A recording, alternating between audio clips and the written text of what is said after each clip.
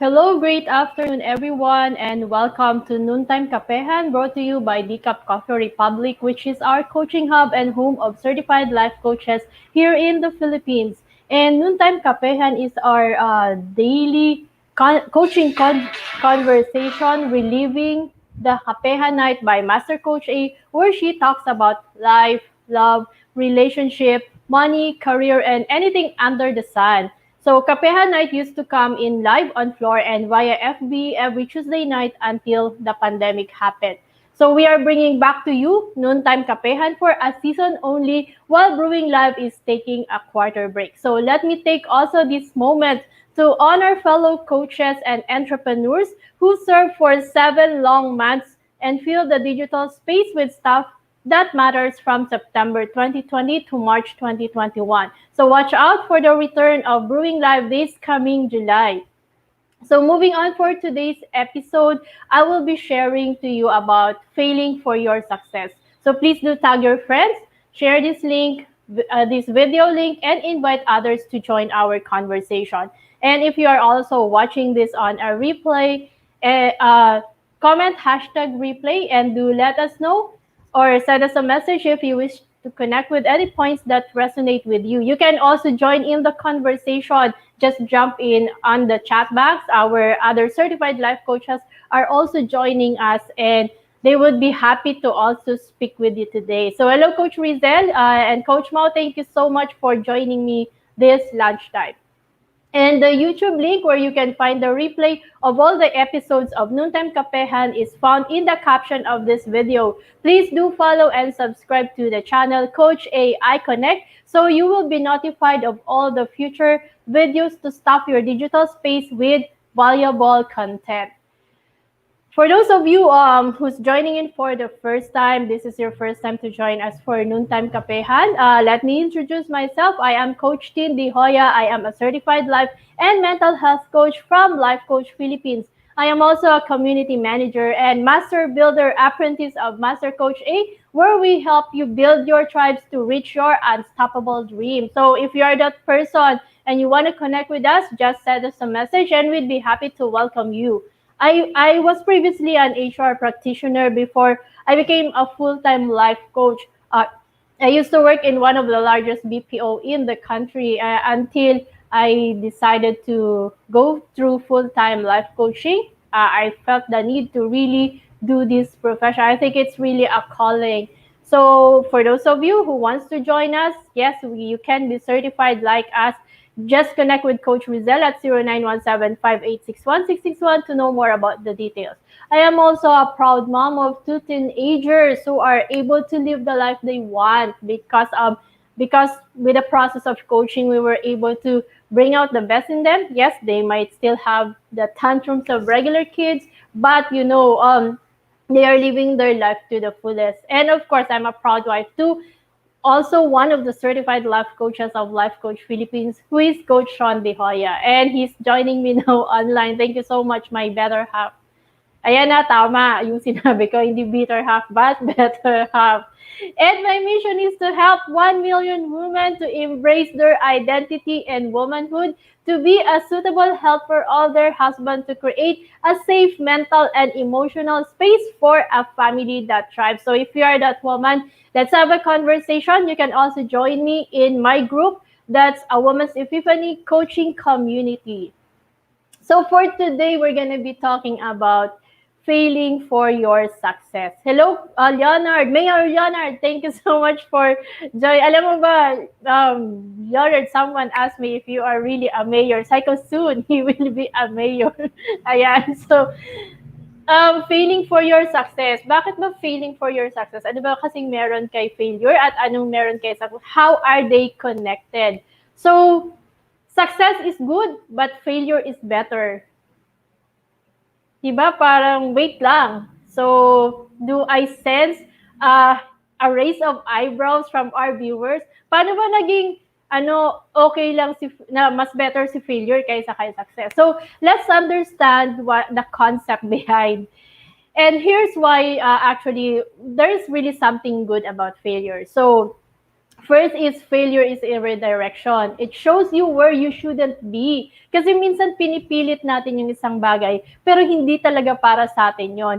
And oftentimes, pag pilit siya, we fail because, of course, God wants us to have the best.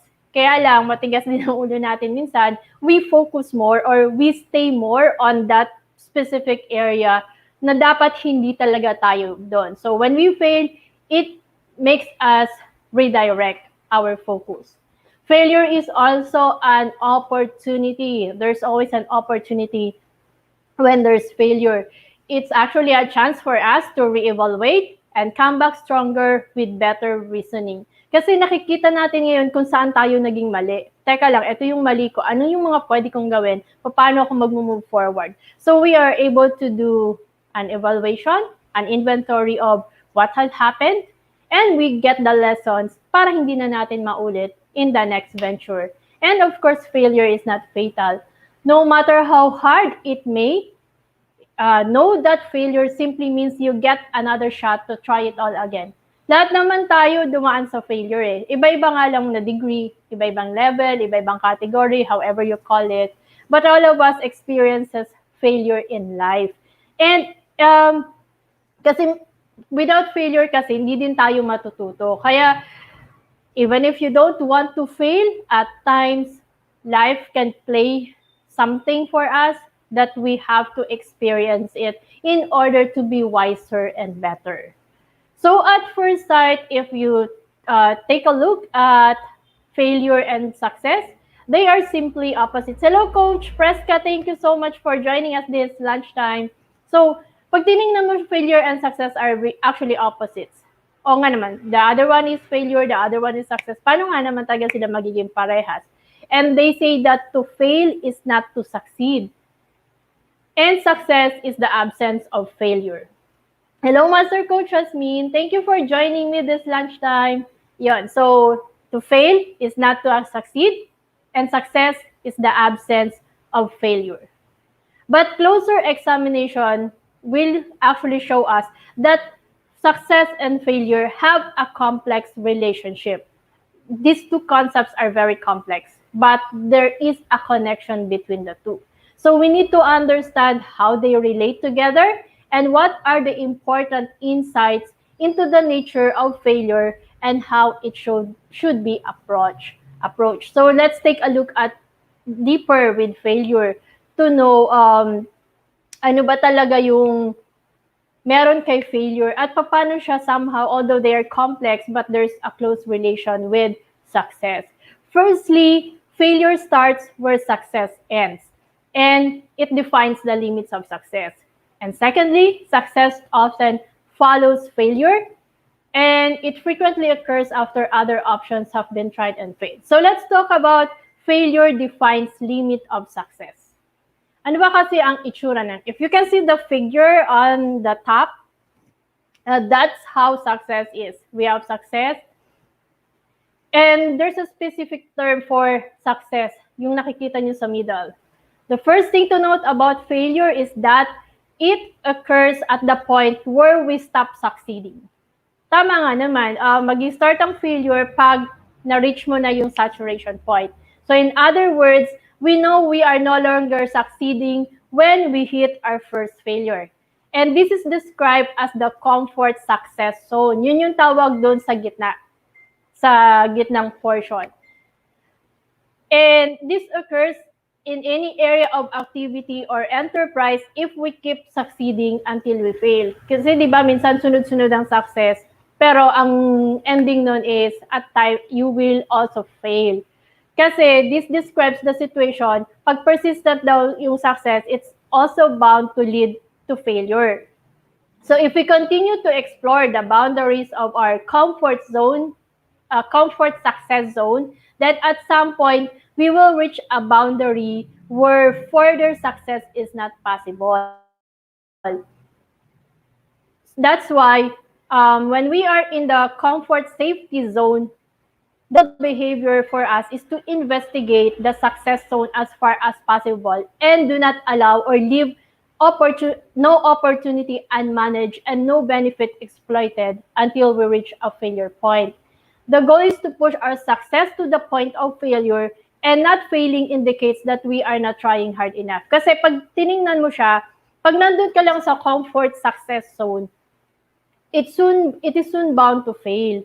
Kahit sunod-sunod pa yung success mo. Kasi nga, somehow you will stop kasi iisipin mo, comfortable ka ni. Ito na yung success ko eh. Kaya lang, meron pa talaga siyang itataas. However, if we stop, hindi mo marireach yung highest peak of your success. Kaya it's also bound to fail. Parang when we do our coaching, di ba? When you stop learning, you stop growing, of course, sooner or later, you will bound to fail. Kasi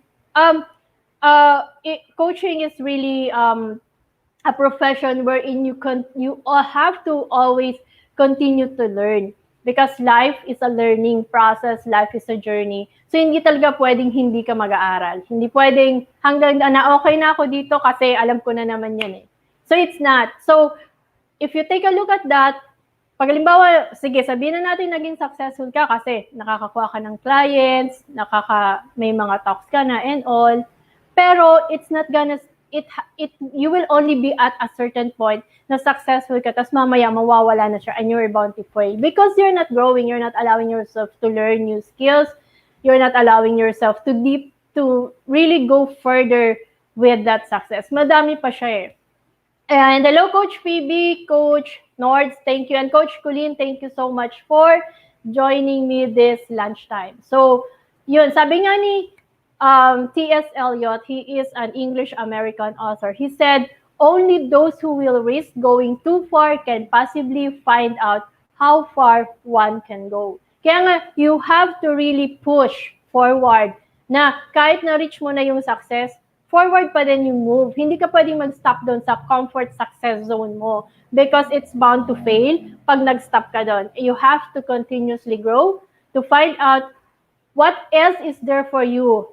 You have to innovate, you have to do things, you have to be creative so that you can level up your success.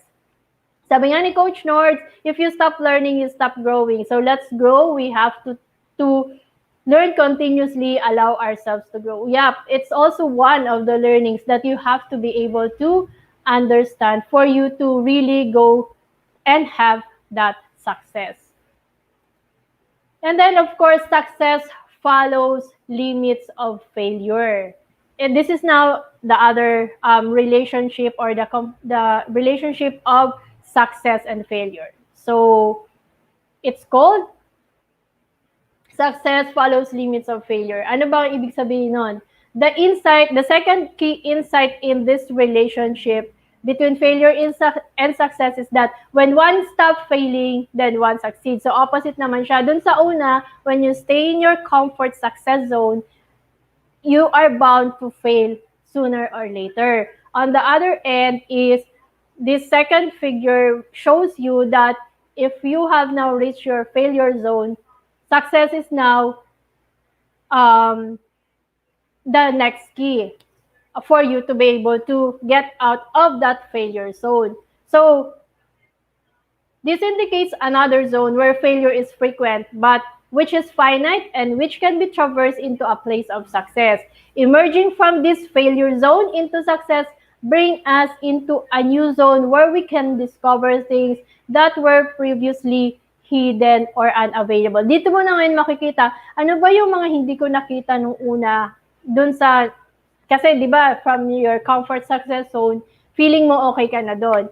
But somehow, you failed. So titingnan natin, ano nga ba yung mga hindi ko nagawa, ano ba yung mga na-miss ko doon, at nag-fail ako. So ito na yung moment na yun na from your failure zone, you are able to determine or get the insights or discover things that were previously hidden or unavailable to you. So here we move beyond that failure that is experienced by others, and we also begin to learn new ways of succeeding and performing. So nakikita na natin, etong taong to, parang parehas kami ng ginawa, pero parang sa end niya may success siya, ako hindi. So, ano yung naging difference na? So, makikita mo na siya ngayon. And you are now being creative to be able to move from your failure zone to your success zone. So, this is now called the innovation success zone.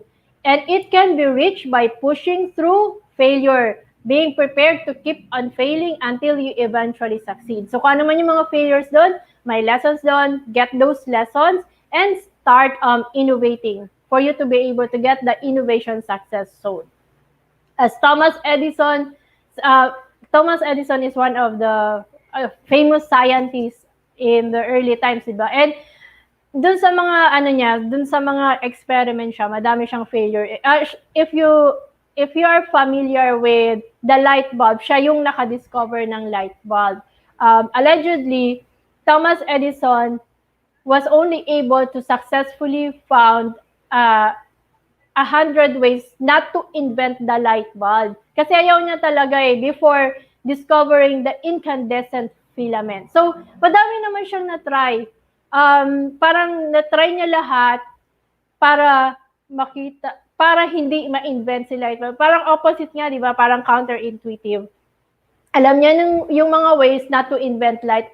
Tapos, accidentally, because of those failures, na-discover niya yung incandescent filament, which started the light bulb. So, which means that yung failure zone mo has emerged into the innovation success zone. So, kung ikaw yung taong nakaka-experience ng failure at this time, do not lose hope. Take a look at what is happening, or take a look at what are those things that hinders you from getting the success. Do some evaluation. Or baka kailangan mo lang talaga makipag-usap sa professional kasi baka may mga hindi ka nakikita. You can just message us, the coaches on the chat box. You can message any of us. Maybe you just need to talk to someone. Or you can also, pag wala na pong ECQ, you can visit us at Decaf Coffee Republic. All the people serving there are life coaches. So, baka yun lang tayo yung kailangan mo to discover that unavailable or hidden things from you for you to get to the innovation success zone.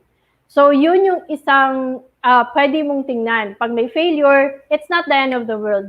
You just have to find that, or you just have to discover that hidden or unavailable thing from you. So, how do we now respond to failure to get the success we want? There are actually 3 M's to get the success you want if you respond properly to failure. We call it mindset, minimization, and maximization. So when we talk about mindset, so mindset towards failure, ano ba dapat yung tamang mindset natin? Remember that failure is inevitable and natural, and we should be expecting it in any human enterprise that is worth undertaking. Whatever we are doing, there should be a mindset in you that anytime it is bound to fail. Para nakakapag-prepare ka. Ano siya hindi dahil gusto mong mag-fail, but because you are preparing for whatever failure. So it is more important for us to know how to act in the presence of failure. So if ever dumating man yun, alam mo ngayon kung paano ka gagalaw or anong action ang iti-take mo kasi may anticipation ka ng failure. Not because you wanted it to happen, but because you are preparing yourself. If it doesn't happen, then it's good. But if it happens, di ba minsan pag nangyayari yun, bumabagsak tayo or minsan ayaw na natin kumilos. But if we have the right mindset that in whatever we are doing, there might be failure, you are already allowing yourself, your brain to prepare that if ever something happens, you know what action you will take. So alam mo kung paano mo haharapin yung failure. So here we need to know whether to persist or not. Dito mo ngayon makikita, tutuloy ko ba o hindi? And when we encounter a failure zone, we press through looking for the next success, or are we trying to do something unachievable? Dito mo na ngayon i-evaluate. Teka, itong failure na to. So kung tama yung mindset mo towards failure, magiging creative ka pa din. Mahanap mo pa din yung innovative success zone mo. Kasi hindi ka titigil eh. Kaya nga dapat naka-prepare tayo. Our mindset is prepared towards failure. So knowing also when quit is a key element of an appropriate response to failure. Baka naman kasi hindi ka talaga doon. Remember on the first instance, I told you that failure might be a redirection. Kasi minsan pinipilit natin nga yung isang bagay, pero hindi nga talaga tayo para doon. So, quitting is also one of the key elements that you have to consider in response to a failure. Baka quitting a particular strategy kasi hindi nga siya nag-work doon sa ginagawa mo ngayon. Second is minimization. So minimize the occurrence of failure. Although failure has many upsides, of course, it's not our goal to fail. Wala naman po talagang gusto na, halimbawa nag-business ka, gusto mo mag-fail. Siyempre, hindi, di ba? Ayaw mo naman talaga yon. Instead, what we do is we are seeking success and achievement, and at times, of course, failure blocks our path. So, pag may ginagawa tayo, minsan, pag hindi natin na-anticipate, meron talagang failure that sometimes stops us from doing it. So, but however, our goal is really to reach the next success zone as quickly as possible. So we need to minimize the failure zone. Kailangan talaga nating i-minimize. Kaya nga tayo nag-prepare para na-anticipate natin yung mga actions natin to prevent failure. So we should therefore be looking at strategies to reduce the occurrence of failure as far as practicable. So first, of course, is our mindset. We are preparing for our mindset. Hello, Joanna. Thank you so much for joining. So, pag na-prepare mo yung mindset mo, of course, ang second step nun is mami-minimize mo yun kung ano man yung mga possible failures na pwede mong ma-encounter. And finally is maximize value of failure. So, ano ba yung pwede nating makuha? What if we fail? So, how can we maximize it? The third strategy, of course, is to respond to failure and use it to gain much advantage and information as possible. So failure offers a range of lessons. So get the lessons from the failure that you have experienced. And for you to be able to implement this strategy, you need to build learning time into your routine. So kailangan may learning curve. Kailangang makita mo, asan ba ako nag-fail? Ano ba yung mga pwede kong gawin? So may learning process siya. Kasi hindi pwedeng nag-fail ka tapos you never learn, di ba? Di uulit lang talaga yung failure sa'yo. So whenever a situation leads to failure, so you either individually or corporately stop to reflect. This is the most important thing that we have to do when we fail. We stop and reflect. Hindi yung stop and wala na. So ang question din is what happened here and why? What should we have done differently? What were the external and internal influences that can affect this in the future? And who could help me next time if I face a similar situation? So meron ka ng reflection moment. Doon mo ngayon i-maximize yung value ng failure. Ano yung lessons? Ano yung ba dapat yung mga nagawa ko? Bakit kasi siya nangyari? And since nangyari na siya, ano ko yung mga pwede kong gawin na iba para hindi na siya maulit? Ano yung mga influences na na-encounter ko kaya ako nag-decide ng ganun? And who are the people that can really help me so that I can move forward? So you need to identify the lessons. You need to capture and record it in a way that will help you remember them in the future. Kailangan maalala mo siya para hindi mo na nga siya ulitin. So we need to make the maximum value possible from every instance of failure and turn it into a genuine learning experience so that you can make necessary changes to avoid future similar failures. So that's how you respond to failure, and that's how you can work from failure to your success. So that's it for me today. Thank you so much for joining me today. And as I close, I invite you to be back tomorrow and same time and same digital space. So stay tuned for the episode tomorrow. Thank you so much. See you tomorrow, everyone. Love, bam, boom. Love, bam, boom. Love, bam, boom.